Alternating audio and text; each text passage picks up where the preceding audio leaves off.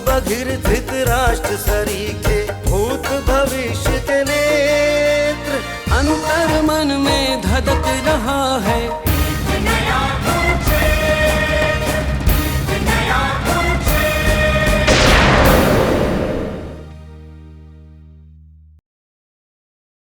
अब्दुल्ला के खून की रंजिश और कंगाली के कारण गुलाम अली आज बरसों बाद मुझे तबाह करके वो अपना साम्राज्य कायम करना चाहता है। पता नहीं क्यों मुझे ऐसा लगता है कि कोई तुम्हें मुझसे छीन लेगा।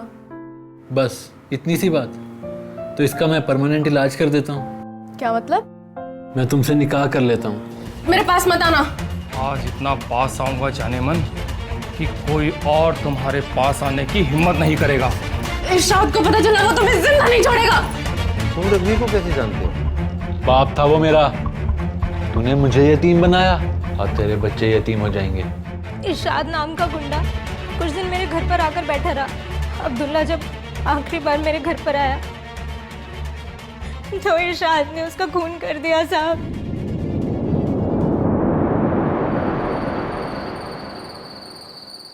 अरे गुलाम भाई, आप मुझे बुला लिया होता। नुसरत, तुमने मुझसे झूठ बोला। बहुत सारा पैसा तुम्हें देते थे और सारे रिटेलर का पैसा भी तुम्हारे पास ही जमा होता था। मेरा विश्वास मानिए भाई, मैं सच बोल रहा हूं। मेरे पास कोई पैसा नहीं है। आप इरशाद को भूल रहे हैं। उसी ने बॉस को मारने से पहले सारा पैसा लूट लिया होगा। तुम इरशाद को कैसे जानते हो? सारी कहानियां मुझे समझ आ रही है, सब क्लियर हो रहा है मुझे। इसका मतलब तुम इरशाद के आदमी हो।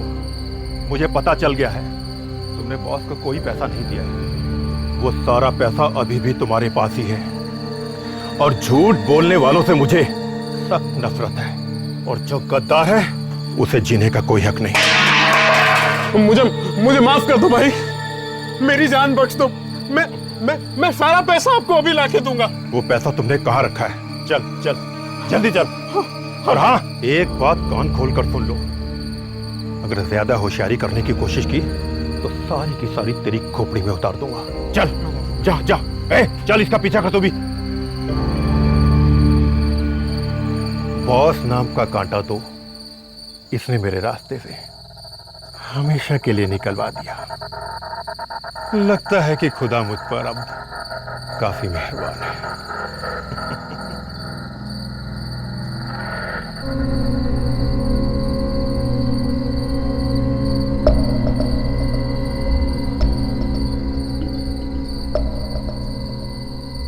काफी पैसा जमा कर रखा है तुमने, लेकिन उतना नहीं है जितना मैं समझता था। बाकी का पैसा कहाँ है? भाई अब तो जान ही ले लो भाई, इससे ज्यादा पैसा मेरे पास नहीं निकलेगा। मेरे पास यही है भाई। तू लेके निकल इसको। चल, ये बैग लेके निकल। चल रख गाड़ी में, जल्दी जल्दी। भाई मेरे लिए भी कुछ पैसा छोड़ देते भाई। मैं कैसे जीऊंगा भाई, मैं कैसे जीऊंगा? कौन कहता है कि तू जिएगा? गद्दार की सजा मौत होती है। नहीं भाई, नहीं। मौत होती है। नहीं भाई, नहीं भाई।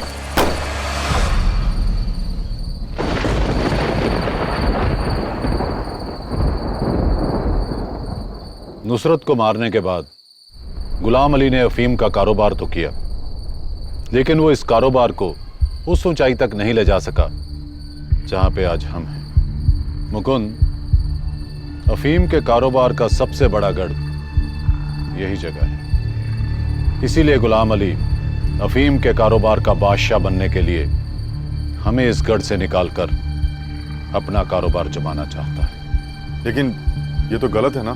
यहां गलत सही कुछ नहीं होता। जिसके पास ताकत है उसी का कानून चलता है। तुम्हें क्या लगता है मुकुंद, हमारा पहला कदम क्या होना चाहिए?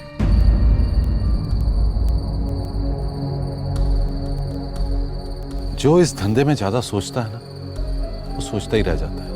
नहीं शारद भाई, कुछ करने से पहले उस कुछ के बारे में सोचना बहुत जरूरी होता है। किसी हद तक ठीक कह रहे हो तुम, लेकिन दुश्मन को इतना वक्त नहीं मिलना चाहिए कि हमारे सोचने समझने के चक्कर में संभलने का वक्त मिल जाए। पर उससे पहले हालात का सटीक जायजा लेके अगला कदम उठाना होगा। इस धंधे में आसान कुछ नहीं होता। मुश्किल के आगे मुश्किल और उसके आगे और मुश्किलें। अपने आप को हर वक्त किसी भी अकस्मात झटके के लिए तैयार रखना चाहिए। तो गुलाम अली को खत्म करना होगा कैसे भी। मुझे पूरा यकीन है उसका मांस कछुओं को बहुत पसंद आएगा। लेकिन इरशाद भाई, इसका कोई हाँ ना किंतु परंतु कुछ नहीं। गुलाम अली को नेस्त नाबूद करना ही अब हम सबका मकसद होना चाहिए।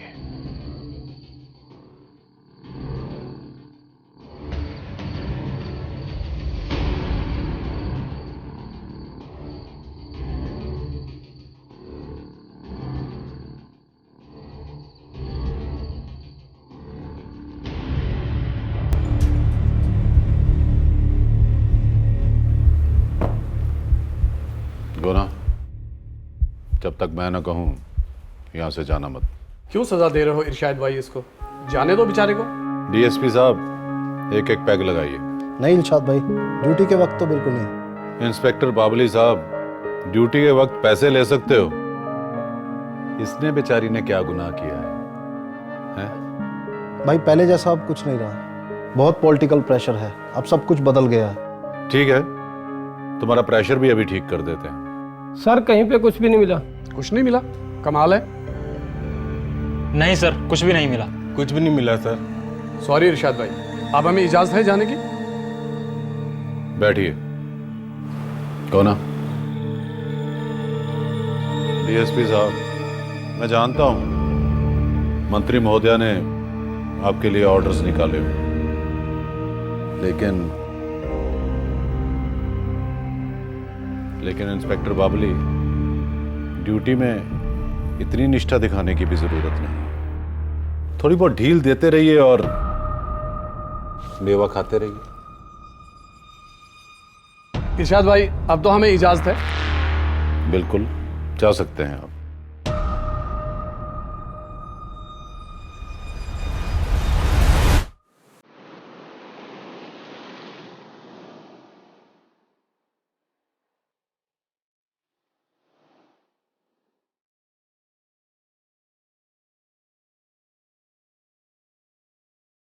मुकुंद, देवता दादा, क्या हुआ? अब तो तुम बॉस के दाहिने हाथ हो, अब ये मायूसी क्यों? दादा एक बात पूछनी थी। क्या इस धंधे में दुश्मनी को खत्म करने का एक ही तरीका है, मौत? ये चीनी चाय पत्ती का धंधा नहीं है, स्मगलिंग है, स्मगलिंग। इसमें मारो नहीं तो मारे जाओगे, यही उसूल है। तो दादा, इरशाद भाई ने उस बंदे का क्या किया? क्या हुआ उसके साथ? वो तो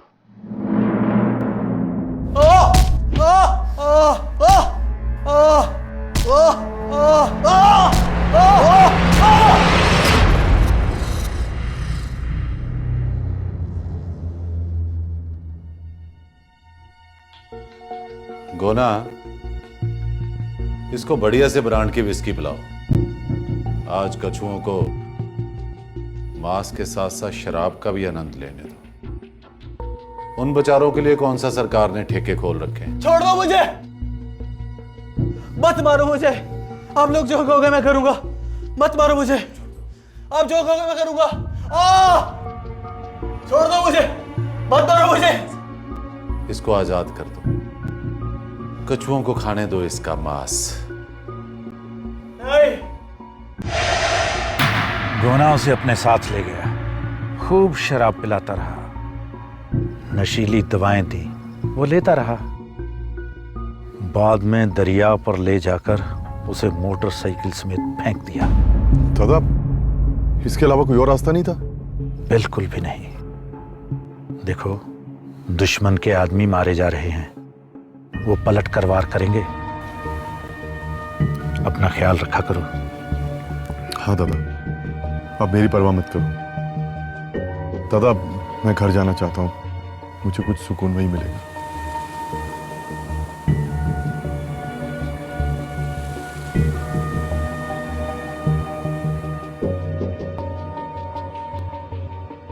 यशोदा, आज दिल बहादुर काका की बहुत याद आ रही है।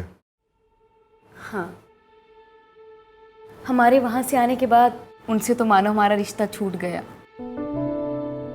बहुत देर होगी उनसे मिले हुए। तुम्हारे पास भी समय नहीं होता। अगर बुरे वक्त में हमारा साथ ना दिया होता उन लोगों ने तो ना जाने कितनी ठोकरें खानी पड़ती। बिना सोचे समझे हमारे लिए अपने घर के दरवाजे खोल दिए थे। तुम्हें याद है यशोदा, जब वो वहां से आने वाले थे कितना नाराज हो गए थे वो। ऐसा लग रहा था कि जिंदगी भर हमें वहां से आने नहीं देंगे वो। अगर उनका बस चलता ना तो सारी उम्र हमें अपने साथ ही रख लेते। हिमाद्री काकी बता रही थी कि हमारे वहां से आने के बाद 2 दिन तक खाना नहीं खाया उन्होंने। सच में इतने प्यारे और अच्छे लोगों के साथ जिंदगी जीकर हर सुख मिल जाता है, लेकिन क्या करें, रोजगार की मजबूरियां और अथाह धन कमाने की जो लालसा है उसकी बेदी पर बलि चढ़ जाते हैं ऐसे खूबसूरत रिश्ते। जानती हो, इतना प्यार इतनी मोहब्बत मिली हमें वहां से, वो लोग कभी पराए लगे ही नहीं। क्यों ना हम उन्हें मिलने चले? सच में? हाँ, बच्चों से भी कहती हूँ, बहुत टाइम से जिद कर रहे थे, जब सुनेंगे तो खुश हो जाएंगे। काकी, आप भी चलो ना। हाँ बेटा, मैं भी जरूर चलूंगी। ऐसे निस्वार्थ और निश्चल लोगों से मैं भी मिलना चाहूंगी। आप लोग किससे मिलना है आपको? जी, वो दिल बहादुर काका से मिलना था। हाँ, वो मेरे साथ ही काम करते थे। आप मुकंद बाबू हैं? जी, पर काका कहाँ हैं? उनको गए तो 2 महीने हो गए हैं। बता रहे थे कि गुवाहाटी में उनका बेटा कोई रहता है, अब उसके साथ ही रहेंगे। बच्चों में बहुत मन था। आप उनके रिश्तेदार हैं? जी नहीं, हाँ, पर रिश्तेदार से बढ़कर हैं। कब से बोल रही थी मैं जाने के लिए, पर तुम्हारे पास वक्त हो तब ना। पर ऐसे कैसे बिन बताए इतनी जल्दबाजी में चले गए? बताना तो चाहिए था ना। अच्छे लोग हमेशा बुराई से दूर भागते हैं। चले गए, अच्छा ही है। पापा, हम दादा दादी से मिलने कब जाएंगे? मुझे भी दादी के पास जाना है। हाँ बेटा, आप लोगों को जल्द हिमाद्री काकी के पास ले जाऊंगा, काका से भी मिलवा दूंगा, ठीक है? चलो। अरे 1 मिनट रुकिए आप लोग, मैं अभी आया।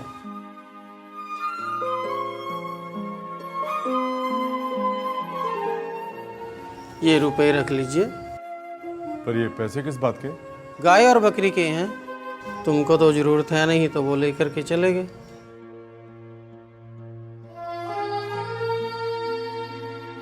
कह रहे थे पैसे थोड़े कम हैं, जा करके भिजवा देंगे।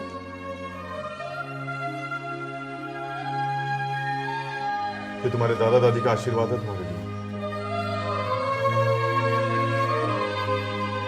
मैं आता हूँ। अच्छा हुआ कनका काकी नहीं आई, नहीं तो पैसे कमाने की हवस में एक रिश्ते को मरते देखकर पता नहीं हमारे बारे में क्या सोचती। ये सब तुम्हारे कारण हुआ मुकुंद। नहीं यशोदा, ये मेरे कारण नहीं हुआ है। जिस आदमी के कारण ये हुआ है ना, मैं उसका नाम भी नहीं लेना चाहता, नहीं तो मेरा मूड खराब हो जाएगा। चलो, आप लोगों को सिनेमा दिखा के लाता हूँ। चलो, नई फिल्म लगी है। इतने भी कठोर मत बनो मुकुंद, मेरा मन नहीं है कहीं भी जाने का। मुझे असली सास ससुर तो नहीं मिले, अगर जो मिले वो भी। हाँ यशोदा, दोनों बहुत घुल मिल गए थे हमारे साथ, और शायद हमारा घर छोड़ के जाना उनको सहन नहीं हुआ। और देखो ना, बस हाथ भर की दूरी पे तो रहते थे, एक दूसरे को देखने की आदत सी हो गई थी। तुम्हें ही महलों में जाने का नशा चढ़ा हुआ था। उस दिन घर से हमारा सामान उठते देखकर काकी की आंखें नम पड़ गई थी। उन्होंने जुबान से तो कोई शब्द भी नहीं कहा, लेकिन उनके कामते हुए होंठ बहुत कुछ कह गए। जब मैं उनसे आशीर्वाद लेने गई तो गले लगकर जोर जोर से रो रही थी। हाँ यशोदा, शायद मुझसे कोई गलती होगी।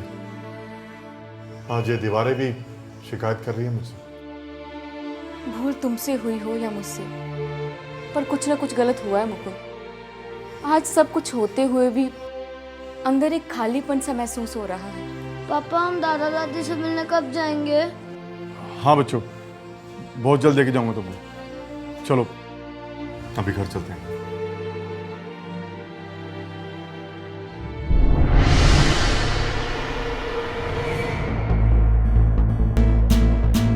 साहब ये इरशाद खान का आदमी है, क्या फर्क पड़ता है? कोई लिहाज नहीं किसी का, ले चलो इनको।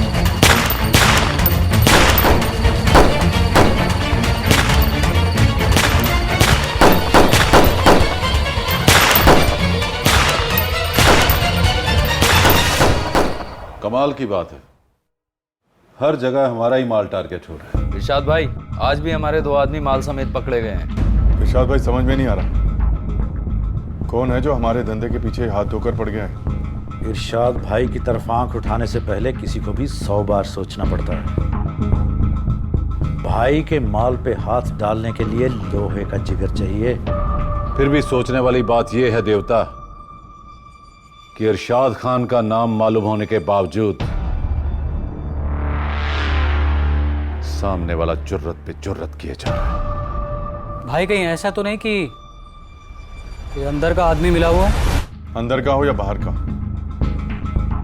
इस मुसीबत का हल तो हमें किसी ना किसी तरह से ढूंढना ही होगा। मुकुंद, धंधा अगर बिना किसी गड़बड़ के स्मूथली चलता रहे ना, कोई मजा नहीं है इसमें। मुकुंद, इस खेल का सिर्फ पता ही नहीं करना, इसको निपटाना भी है। मजा तो तब आता है कि खेल शुरू दूसरे करें और खत्म हम करें। आपका ब्लड प्रेशर बहुत ज्यादा है, आपको अपना ध्यान रखना पड़ेगा। डॉक्टर साहब, आप दवाई लिख दीजिए, गोना ले आएगा। चलिए। शुक्रिया डॉक्टर साहब। मुकुंद, ये जो गुलाम अली है, विमोचन मोहाली और एक्साइज कमिश्नर, वो क्या नाम बताया था तुमने, अधिकारी, ये सब एक ही थैली के चट्टे वट्टे हैं। मुकुंद, एक काम करो, कोना से कहो कि हमारे सारे चुनिंदा शूटर्स को यहां बुला ले, और हाँ, उनके लिए असले की कोई कमी नहीं रहनी चाहिए। इस बार हमारे आदमियों की गिनती ज्यादा रहेगी, अगर उनमें से कुछ खर्च भी हो जाएं तो बैकअप की कमी ना हो। इरशाद भाई, इतनी बड़ी तैयारी क्यों? किस लिए बहाना इतना सब खून? अरे तुमने सुना नहीं क्या कहा है डॉक्टर ने? मेरा ब्लड प्रेशर ज्यादा है, खून की बीमारी है मुझे, खून तो बहाना ही पड़ेगा। जितना ज्यादा खून बहेगा उतना ही मेरा ब्लड प्रेशर नॉर्मल होगा। इरशाद भाई, आपकी तबीयत ठीक नहीं है और मैं आपकी इस बात से बिल्कुल सहमत नहीं हूं। आपका ठीक होना बहुत जरूरी है। तो मेरा इलाज सिर्फ खून है। अरे तुम नहीं जानते मुकुंद, पहले ये सब 3-4 साल बाद हो जाता था, इस बार 12 साल बाद हुआ है। अंतराल कुछ लंबा है। अरे बेचारे कछुए भूख से तड़प रहे हैं, उनके लिए एक बड़ी सी दावत का इंतजाम तो हमें ही करना पड़ेगा ना। और भाई, हमने तो किसी को बुलाया नहीं। बुलाया हमने किसी को? जी नहीं। भाई, जब हमने किसी को बुलाया ही नहीं और गुलाम अली और उसके साथी बलि पर चढ़ने के लिए तैयार हैं, तो भाई उनकी इच्छा का सम्मान करना तो हमारा परम धर्म है। पर इरशाद भाई, खून खराबे के अलावा कोई और रास्ता नहीं है। तो तुम चाहते हो कि हम उनसे कॉम्प्रोमाइज करें? इरशाद भाई, उनकी जान की भी तो वैल्यू है, उन्हें भी तो कारोबार करने का हक है। इसका मतलब ये नहीं कि वो हमारे इलाके में दखल अंदाजी करेंगे। इरशाद भाई, गवर्नमेंट उनकी सपोर्ट में है, वो हमें भी खत्म कर सकते हैं। और तुम चाहते हो कि हम उन्हें जिंदा छोड़ दें? इरशाद भाई, इस बार उनको मारना आसान नहीं। झगड़ा होगा तो उनके लोग भी मरेंगे, हमारे लोग भी मरेंगे, और पुलिस सिर्फ तमाशा देखेगी। धंधे के बहुत सारे पैसे पुलिस को देने पड़ेंगे, और पुलिस के मुंह में खून लगना बहुत खतरनाक होगा। और अगर पुलिस को पता चल गया कि हमारे धंधे में इतने पैसे हैं, तो हम एक गुलाम अली को खत्म करेंगे, वो दूसरे को जिंदा करेंगे। खामखा निर्दोष लोग मारे जाएंगे, और एक दिन हम भी। मतलब समझ लीजिए, अगर एक आदमी का खून हुआ तो पुलिस का पेट भरना पड़ेगा, वो आपको अरेस्ट भी कर सकती है, और आपके कहने पर जाली केस बनाकर आपके दुश्मन को अंदर भी कर सकती है। तुमने इतनी ज्ञान वाली बातें कहां से सीखी मुकुंद? वो जब मैं क्लब में काम करता था, कुछ बड़े लोगों की बातचीत में सुना था मैंने।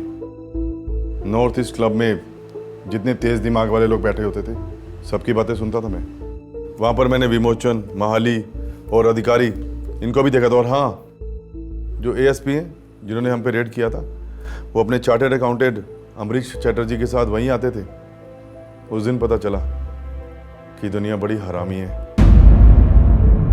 अच्छा, आपको पता है प्लांटेड केस क्या होता है? बोलते रहो, अच्छा लग रहा है। मान लीजिए आपने कोई दोष नहीं किया है, मगर आपके दुश्मन चाहते हैं कि आपको दोषी करार दिया जाए, इसलिए आपको दोषी ठहराने के लिए उनका पहले से इंतजाम किया जाएगा। फिर आपको क्राइम सीन पे अरेस्ट करके बोल दिया जाएगा। इसीलिए मेरा कहना है कि कानून झूठा है, कि कानून सिर्फ गरीबों के लिए बना है।